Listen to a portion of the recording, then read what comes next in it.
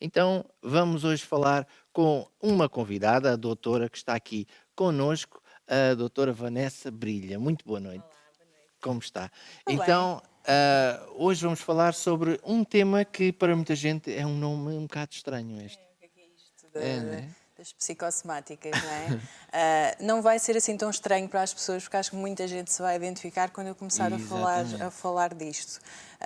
Em primeiro lugar, eu acho que tenho que agradecer me darem esta oportunidade de sensibilizar para esta questão. Uhum. Porque acho que há muita gente que realmente sofre muito Com isso. com estas manifestações e depois não sabe a quem pedir ajuda e não sabe o que é que se está a passar. E, portanto, isto é muito importante e também é por isso que eu estou aqui. Exato. Ah, E às vezes também, até antes de começarmos, às vezes as pessoas acabam por ser um bocadinho desacreditadas sim. porque a pessoa pensa que é fingimento ou assim, aquelas coisas que a pessoa diz sentir Uhum. ou isso, mas isso é a razão daquilo que nós vamos falar, não é? Quando estava a falar, lembrei-me logo daqueles miúdos que acontece muito, que não querem ir à escola e dizem: eu estou cheio de dor de barriga. E as mães e os pais percebem: não, tu isso não tens dor de barriga. E às vezes vão ao médico e realmente percebem, o médico diz: não, ele não tem nada. É uma fita, o miúdo não quer ir à escola e vocês não podem compactuar com isso. Mas a verdade é que na realidade, a criança pode estar a sentir a dor de barriga e, portanto, há muito cepticismo ainda à volta disso, porque não se compreende e aquilo que não se compreende leva sempre a este tipo de coisas, não é? Exatamente. Então, assim, de uma forma resumida, explique, doutora, por favor, ou Vanessa, prefiro que eu trate Prefiro por que seja Vanessa. Vanessa, por favor. Vanessa, por favor, então faça um breve resumo daquilo que nós vamos falar. Então, eu acho que tudo se resume a isto: é nós pensarmos que o ser humano é um conjunto de coisas, essencialmente três coisas. Nós somos seres biopsicossociais, ou seja, somos seres biológicos, temos a parte física, a componente física, temos a componente psicológica, as nossas emoções, os nossos pensamentos, a forma como decidimos agir, e depois temos a componente social, somos seres sociais. E para falar disto é importante percebermos que tudo isto está interligado e é muito difícil nós tirarmos a parte social da psicológica, a psicológica da física. E, portanto, é muito difícil adoecer sem que isto tenha repercussões psicológicas. Ao contrário, é muito difícil psicologicamente não se estar bem e isto não ter implicações físicas. Portanto, isto isto das doenças psicossomáticas tem a ver com as manifestações que nós temos no nosso corpo, causadas ou agravadas, porque às vezes não são causadas, mas são agravadas por Pela nossa mente. emoções, exatamente, por emoções, por pensamentos, por coisas mal resolvidas. Que muitas vezes podem ser traumas ou coisas assim do género, não? Muitas vezes não o trauma em si, a incapacidade de Mas aquilo que gerir as ficou. emoções que estão ainda ligadas a esse trauma. Portanto, eu acho que essencialmente, acho não, tenho a certeza que essencialmente isto acontece porque existem uma série de emoções, seja raiva, seja tristeza, seja medo, que não são reconhecidas, não são pensadas, porque é que eu estou a sentir isto, o que é que aconteceu. E, portanto, o nosso corpo é permeável, nós vamos sentindo isto tudo, não vamos pensando sobre isso e há um acumular tão grande, tão grande, tão grande que tem que sair por algum lado e muitas vezes sai pelo corpo. Exatamente. E muitas vezes até visível no corpo, não é? Não é só. A Vanessa ainda há pouco deu um exemplo de uma criança que podia até sentir dor, mas ninguém sabe se está ou não, mas Sim. estas situações muitas vezes até podem ser visíveis, não é? Sim, sim. Aliás, até eu tenho para explicar um bocadinho mais à frente que existem várias manifestações psicossomáticas, portanto, algumas causadas, algumas apenas emocionais, como este caso que eu lhe disse, não há nada físico, o médico não encontra nada, portanto, isto realmente há este desconforto, mas é emocional, é de causa emocional, e depois há outras que realmente o médico consegue perceber, aqui há qualquer coisa mas que é agravado por estes sintomas Exatamente. emocionais. Ah, ah, você já fez aqui a explicação E tem aqui uma questão que é como é provocado. Também já falou um pouco sobre isso, mas quer explicar um pouquinho melhor esta situação, como é que funciona Sim. da nossa mente até depois chegar ao corpo, porque, na verdade, como você disse, tudo está ligado. Não é? Tudo está interligado. Ou seja, eu posso dar um exemplo até muito prático, se calhar para as pessoas perceberem um bocadinho melhor. Quando nós temos um bebê e fazemos cócegas ao bebê, ele no início acha muita graça e ri-se, mas se nós continuarmos, ou seja, se a carga for muito grande, se for muita estimulação, ele vai acabar por chorar e vai fisicamente até sentir dor, que ele vai ser muito desconfortável para ele. E aqui acaba por ser a mesma coisa, ou seja, nós estamos a sentir uma série de coisas por uma série de acontecimentos pelos quais nós estamos a passar. Estamos a interiorizar, as pessoas que interiorizam ainda têm uma maior dificuldade, porque interiorizam e não têm qualquer capacidade de expulsar. E aquilo, ao ficar, tudo isto, todas estas emoções, ao ficarem lá dentro, nós não aguentamos, tem que ser para algum lado. E, portanto, acaba por sair pelo corpo. Digamos então que pessoas se calhar mais introvertidas são mais suscetíveis A este tipo de de acontecer coisas. essas coisas, Sim. é isso? Por exemplo, no que toca fala-se muito agora, e felizmente as pessoas já estão mais sensibilizadas para a questão dos ataques de pânico e dos ataques de ansiedade, em que de facto as pessoas sentem um aperto no peito, uma dificuldade, não conseguem respirar, e depois vão ao médico, algumas pensam que estão a ter um ataque cardíaco, e depois vão ao médico e não é nada disso. Não há aqui causa nenhuma, não vemos nada. E muitos são encaminhados então para a psicologia ou para a psiquiatria. E isto tem a ver exatamente com isto. Eu estou a sentir um medo muito grande ou uma raiva muito grande. Eu não estou a saber gerir, ou seja, é uma coisa enorme que me está a invadir completamente e o meu sistema simplesmente desliga e reage desta maneira, que é deitar isto tudo cá para fora sem que eu tenha qualquer controle sobre aquilo que me está a acontecer. É assim que se processa. É um bocadinho difícil de explicar, mas é assim que se processa. E como é que, também já lá vamos à frente, como é que se acompanha alguém assim, mas para fazer uma questão ainda antes disso, há alguma faixa etária que seja mais evidente isso? Porque hoje em dia ouve-se tanto, os jovens estão novos hoje a estarem debaixo de depressões, etc. Isso também são algumas das coisas que podem fazer chegar a esse ponto, não é? Sim, mas eu creio que não existe uma faixa etária específica. Acho que as pessoas que têm uma maior capacidade de reconhecer aquilo que estão a sentir e falar sobre o que estão a sentir e nós, no fundo, nós em psicologia utilizamos o termo elaborar, significa que já se reconheceu isto, está-me a deixar zangada estas situações, fazem-me sentir humilhada, fazem-me sentir desvalorizada. Quando a pessoa passa a ter esta consciência, aprende a lidar. E não tem a ver com a idade específica, porque nós, como lhe disse, existem miúdos que têm dores de barriga e não querem ir para a escola, e efetivamente alguns sentem dor de barriga, e existem pessoas de todas as faixas etárias a terem ataques de pânico. E é comum a pessoa não saber explicar.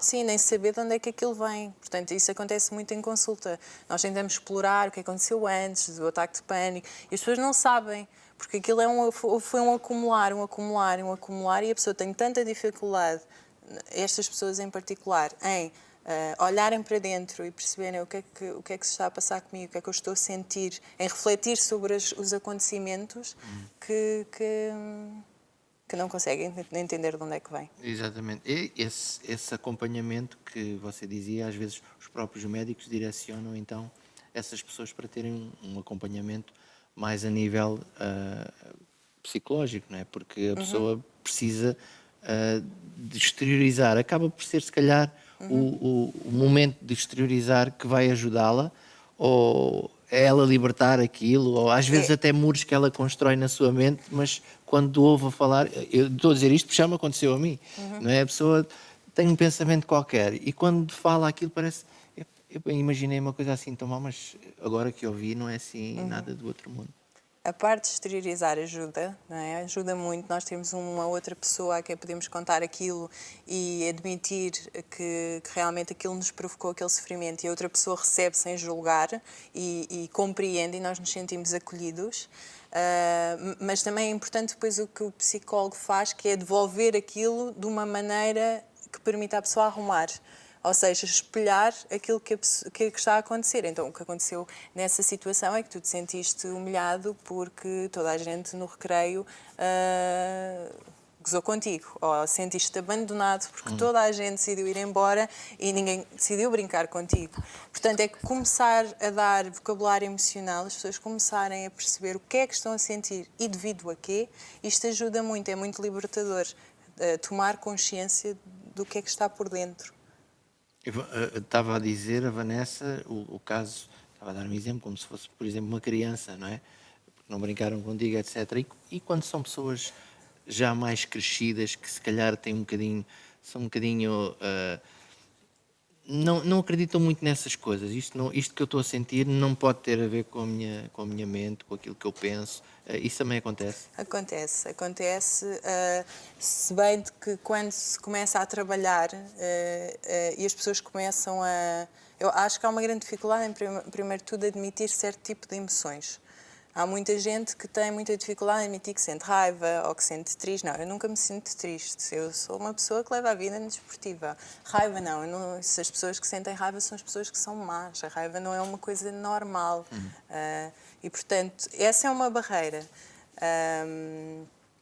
E depois também, claro que também lá está, as pessoas são céticas, mas quando começamos a trabalhar e quando começam a perceber o significado que está por detrás, aquilo começa a fazer sentido e os sintomas começam a... Pois, talvez também um pouco por causa daquilo que a sociedade também muitas vezes acaba por espalhar. Ele não é bom da cabeça, ou Sim, não é? sim, E sim. a pessoa pensa, não, isto não tem nada a ver com a cabeça, eu não sou maluco. Sim. A pessoa pensa que aquilo é uma coisa assim Isso é o estranha. calcanhar daqueles da psicologia em geral, não é? É porque nós temos uma sociedade que não nos permite sofrer e admitir que nós temos falhas e admitir que nós somos humanos e que podemos falhar e que podemos chorar e, portanto... E ainda acontece muito, as pessoas ainda têm muito essa ideia de não querem ser acompanhados porque pensam, eu não estou assim, não preciso cá de ajuda de ninguém. Ainda tem muito esse... Quando me chegam adultos, eles estão lá porque querem, portanto já passaram esse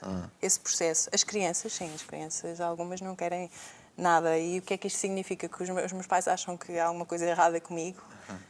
Não, está tudo bem. Mas nós também, depois o nosso papel também é desmistificar isto um bocado. Claro. Você fala aqui também no desenvolvimento emocional.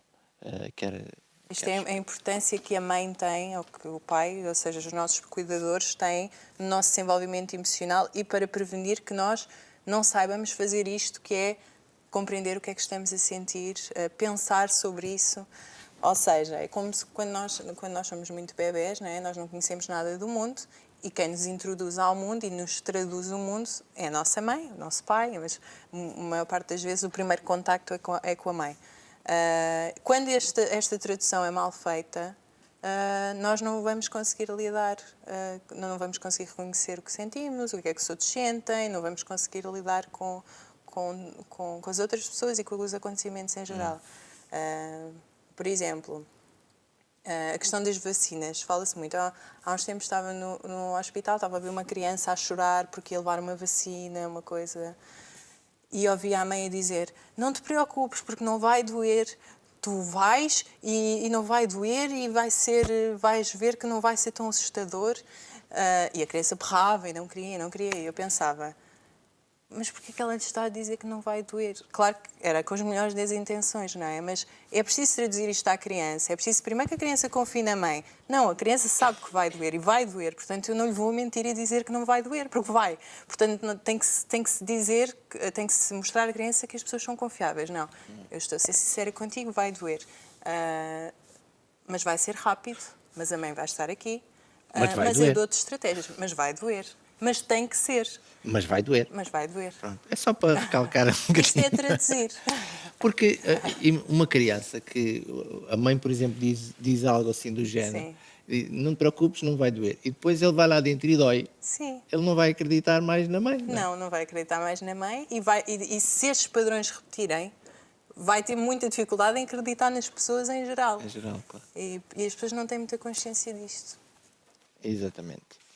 Manifestações psicossomáticas. Isto, no fundo, era aquilo que eu estava a dizer há bocadinho. Portanto, origem emocional sem lesão física. Portanto, imaginem os ataques de pânico em que se sente aquele aperto no peito, não se consegue respirar, mas depois fisicamente não se passa nada. Pode ser assim. Pode ser origem emocional com lesão física. Por exemplo... Pode-se manifestar de que género, por exemplo, se for físico? Se for físico, por exemplo, com origem emocional, as úlceras. Não quer dizer que todas as úlceras sejam apenas de origem emocional, mas muitas delas são.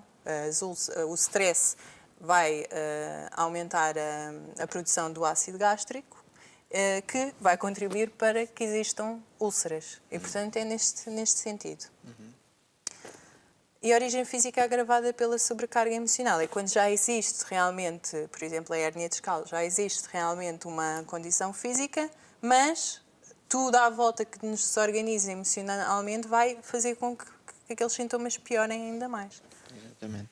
Muitas vezes acontece com os cancros também. Que também pode derivar de... Que também piora a situação e agrava. agrava os problemas, esta parte emocional. Não é uma causa, não causa, mas Sim, agrava. agrava. Porque a pessoa está como que a limitar o corpo para reagir de uma forma positiva, digamos assim, não é? E se a pessoa tiver digamos assim, uns pensamentos que é aquilo que a mãe queria fazer, não vai doer, pensa positivo. Sim. Mas na verdade ele sabe que vai doer. Sim, portanto, nem sempre. Por isso é que às vezes não ajuda muito, não é? Pois. Dizer esse tipo de coisas, apesar das pessoas terem as melhores das intenções, Isso. quem lá está a sofrer sabe que não é bem assim. Mas de facto, isto está tudo interligado, porque se eu der uma chapada ao José, o José vai sentir no seu corpo. Nunca mais a convido para o programa. É a última vez que você vem participar. Nunca mais confio. Mas dou-lhe uma chapada, vai sentir no seu corpo, mas também vai sentir na sua psique, Sim, não é? sim, claro. E se eu lhe chamar nomes, vai sentir dentro de si, não é? Vai ficar magoado, possivelmente vai ficar triste, zangado, o que seja, mas também vai sentir no seu corpo. E isto aqui vai muito nesse sentido. Portanto, isto aqui é quase um convite para que as pessoas comecem a tomar atenção e a ter consciência do que é que estas emoções provocam no corpo delas. Portanto, quando estão com muita raiva, qual é a parte do corpo que sentem ativa? Há pessoas que ficam com esta parte toda vermelha e sentem um calor. Há pessoas que quando estão com medo sentem quase um apertar aqui na parte dos intestinos. Portanto, é um convite às pessoas começarem a estar mais atentas, terem uma maior consciência. É quando tem este tipo de reações. Ou seja, o que é que a emoção provoca no corpo. E em que é que isso, por exemplo, a pessoa, vamos imaginar que a pessoa detecta esses sentimentos. Ela pode mudar isso, pode controlar, pode fazer alguma coisa para evitar? O que se pensa, ou seja, o suposto é que a preponderância de uma destas coisas numa zona do corpo lhe diga onde é que está a maior fragilidade. Se eu sou uma pessoa que tem muito, muito medo e sinto muito isso nesta parte dos intestinos, provavelmente essa é a minha parte mais frágil. É mais suscetível de que algo possa acontecer nessa zona. Portanto, depois as zonas do corpo afetadas têm muito a ver com isto, com quais é que são as emoções que são predominantes em mim e, no fundo, aquela é a zona de tensão, porque é ali que eu sinto a minha emoção e então cada vez que acontece alguma coisa e aquela emoção está ali, é aquela zona do meu corpo que está a sofrer com isso. E, portanto, só o tomar consciência disto, de que realmente eu entristeço muito mais do que aquilo que eu pensava, e depois com ajuda, não é? Com apoio, isto acontece por causa disto, isto. Essa parte ajuda muito a diminuir a tristeza. O grande problema é a pessoa detectar que realmente está triste ou está com raiva ou assim, né? Esse é que é o grande problema. Há pessoas que fazem isto muito facilmente, mas há muita gente com muita dificuldade. Há muita gente que pensa que está triste e está com raiva, e o contrário.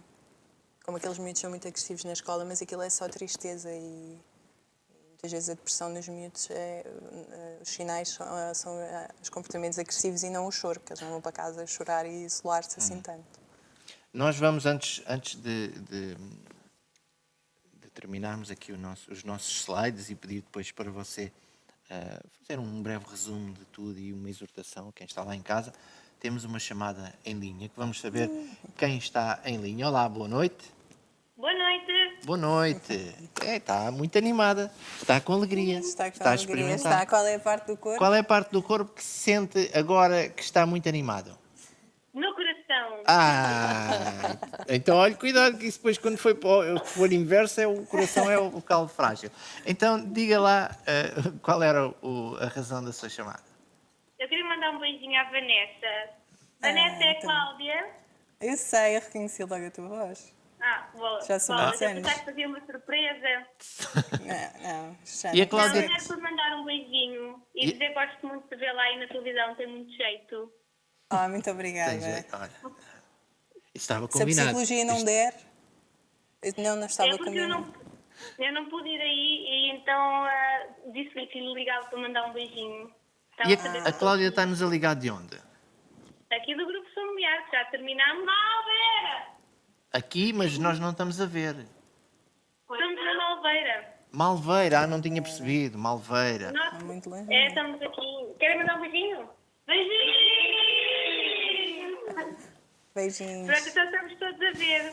Beijinhos. que Muito bom. obrigado, um grande abraço e obrigado por terem ligado. Tchau. Beijinho, tchau, tchau. Tchau. Tchau.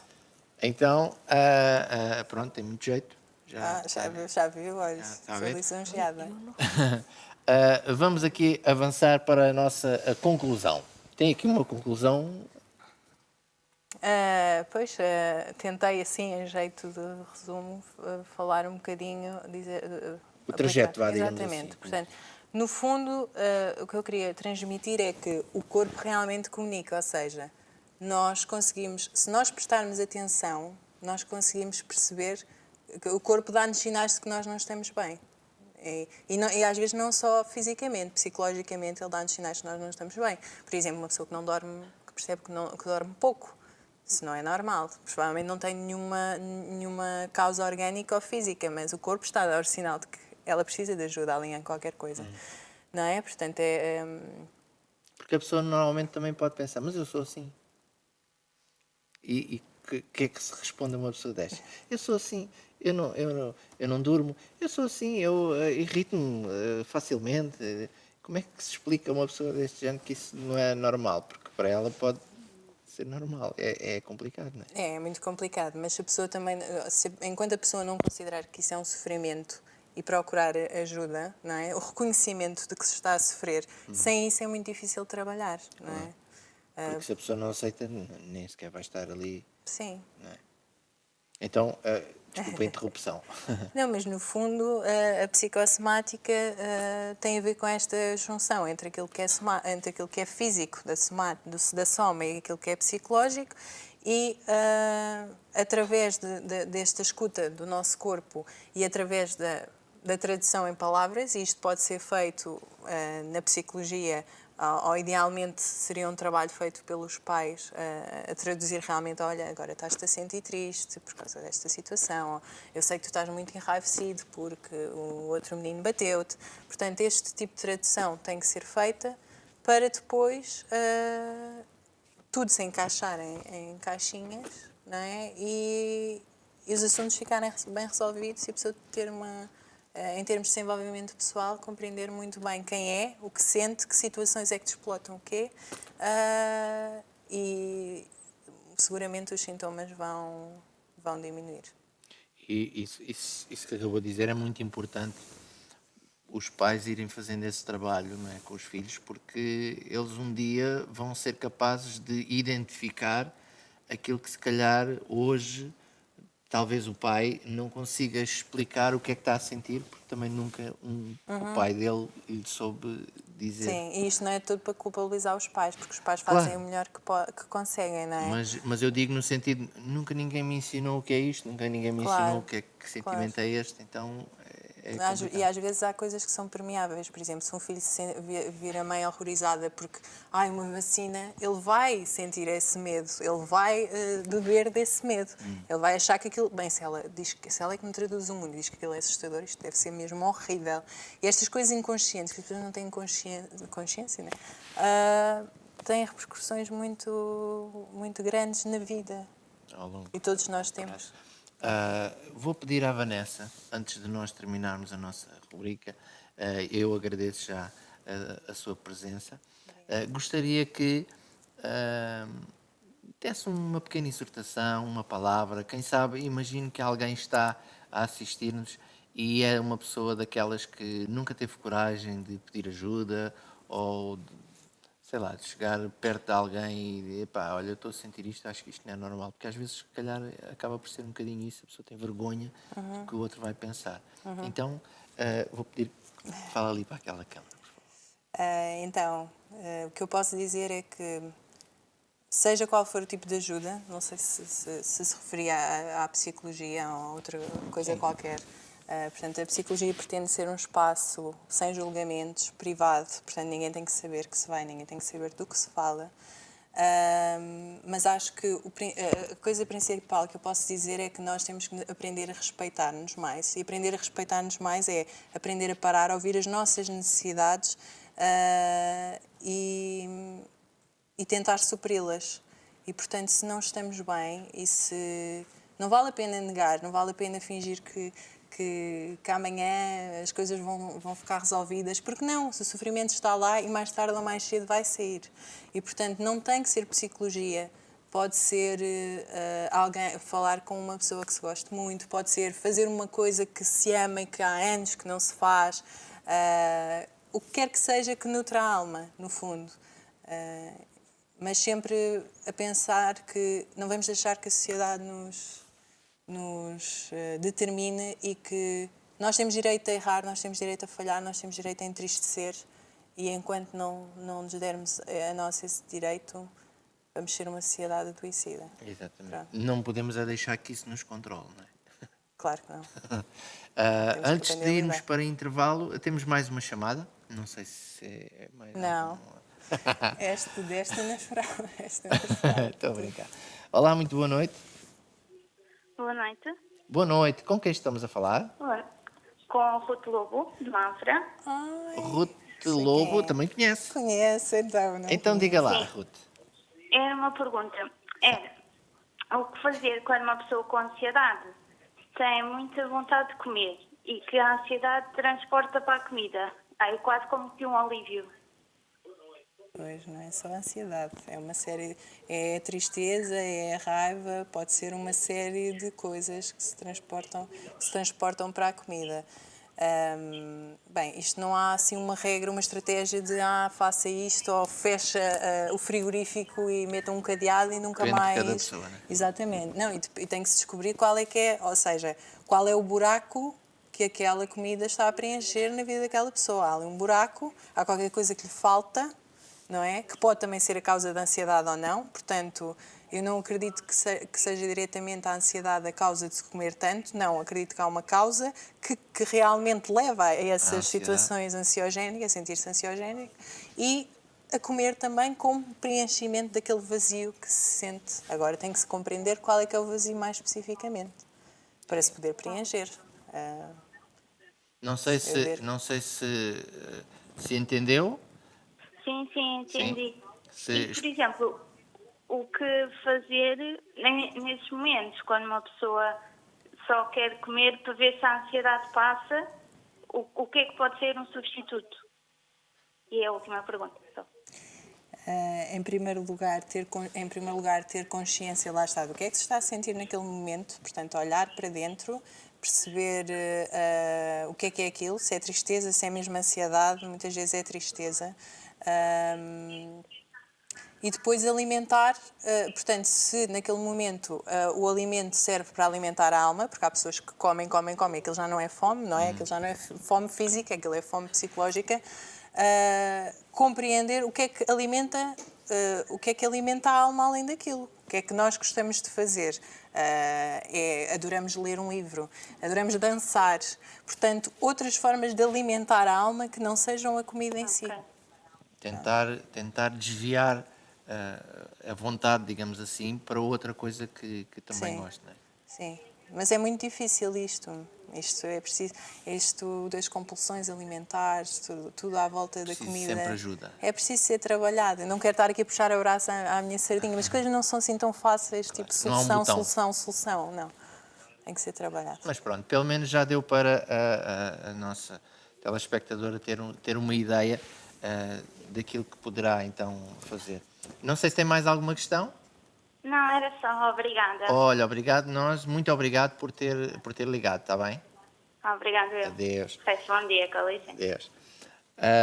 Vanessa, muito obrigado Obrigada eu. pela a sua visita aqui ao nosso programa. Espero que possamos recebê-la mais vezes e com outros temas também igualmente importantes. E até à próxima. Obrigada.